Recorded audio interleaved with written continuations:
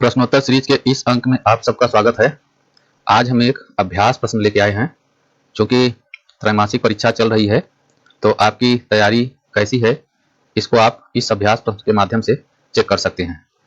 तो आइए देखते हैं। पहला प्रश्न है, शीत युद्ध का चरम बिंदु किसे कहा जाता है? तो क्यूबा मिसाइल संकट को शीत युद्ध का चरम बिंदु कहा जाता है।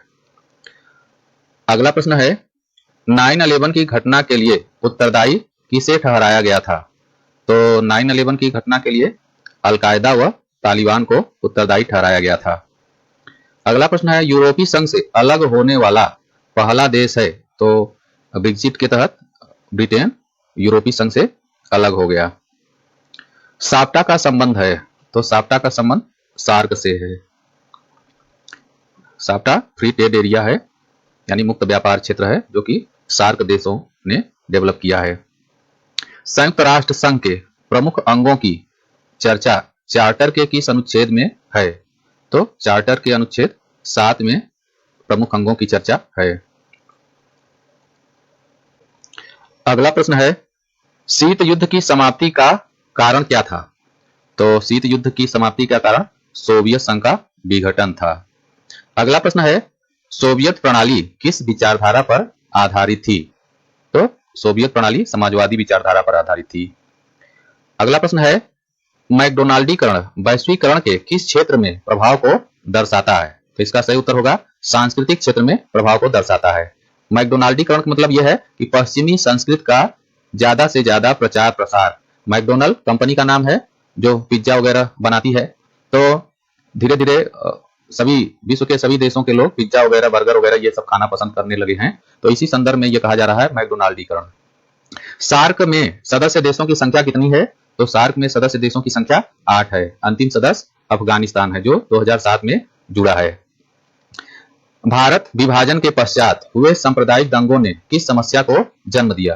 तो भारत विभाजन के पश्चात जो सांप्रदायिक दंगा हुआ था उसके कारण शरणार्थियों की समस्या उत्पन्न हुई। पाकिस्तान वाले क्षेत्र से हिंदू लोग अपनी जान माल की रक्षा हेतु भारत की ओर पलायन करना शुरू कर दिए थे। तो इन्हें ही शरणार्थी कहा जाता है।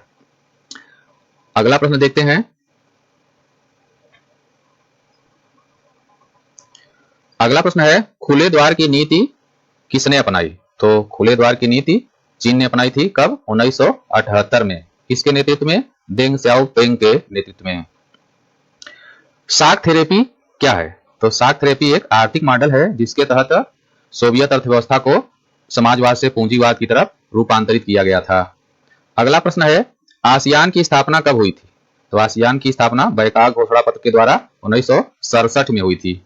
यूनेस्को का मुख्यालय कहाँ है? तो यूनेस्को का मुख्यालय पेरिस में है। अगला प्रश्न है, वैश्वीकरण की मुख्य चुनौती क्या है?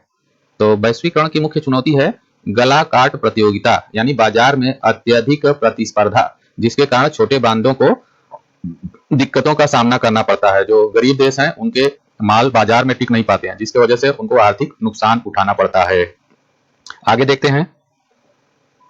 अगला प्रश्न है, शीत युद्ध ने यूएनओ के कार्यों में गति प्रदान की। तो इस कथन को बताना है कि यह सत्य है कि असत्य है। तो ये असत्य है, गति नहीं प्रदान की, बल्कि शीत युद्ध ने यूएनओ के कार्यों में अवरोध प्रदान किया, यानी एकदम से वो अपंग हो गया था, एकदम से उसकी गतिविधियां एक तरह से शून्य हो गई थी। अगला प्रश्न है, शीत युद्ध के बाद सोवियत रूस एकमात्र महाशक्ति के रूप में उभरा। तो शीत युद्ध के बाद सोवियत रूस नहीं बल्कि अमेरिका एकमात्र महाशक्ति के रूप में उभरा था। तो ये असत्य कथन है, क्योंकि यहाँ पर सोवियत रूस दिया है। अगर अमेरिका होता तब सही होता। यूरोपीय संघ के देशों के पास अपनी संप्रभुता नहीं है। तो ये कहा जा रहा है कि यूरोपीय संघ में जो शामिल देश हैं, जो 27 देश उसमें शामिल हैं, उनके पास अपनी संप्रभुता नहीं है। तो ये कथन गलत है। उनके पास संप्रभुता है, यानी सभी जो सदस्य देश उसमें शामिल हुए हैं वो संप्रभु देश हैं। वो जब चाहे तब यूरोपीय संघ से अलग हो सकते हैं। तो इस तरह से संप्रभुता नहीं है लिखा, इसलिए ये असत्य है। वैश्वीकरण का प्रमुख कारण प्रौद्योगिकी है। तो वैश्वीकरण का प्रमुख कारण प्रौद्योगिकी है, ये कथन सही है। जो संचार प्रौद्योगिकी है, सूचना क्रांति है, उसी की वजह से वैश्वीकरण को बढ़ावा मिला है। सोवियत संघ से स्वतंत्रता की घोषणा करने वाला प्रथम गणराज्य लिथुआनिया था। तो ये कथन सत्य है कि असत्य? तो ये कथन सत्य है। सबसे पहले लिथुआनिया ही सोवियत संघ से अलग हुआ था। अगला प्रश्न है, भारत और नेपाल के मध्य महाकाली संधि कब हुई थी? तो ये महाकाली संधि 1996 में हुई थी। अगला प्रश्न है, दक्षिण एशिया का सबसे बड़ा देश कौन सा है? तो दक्षिण एशिया का सबसे बड़ा देश भारत है। शीत युद्ध कब प्रारंभ हुआ? तो शीत युद्ध कब प्रारंभ हुआ? द्वितीय विश्व युद्ध की समाप्ति के बाद 1945 में।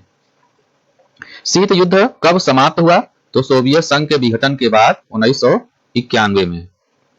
भारत का बिस्मार्क किसे कहा जाता है? तो सरदार पटेल को, सरदार वल्लभ भाई पटेल को बिस्मार्क ऑफ इंडिया या भारत का बिस्मार्क कहा जाता है। तो आज के लिए इतना ही। अगले अंक में हम फिर हाजिर होंगे, तब तक के लिए धन्यवाद।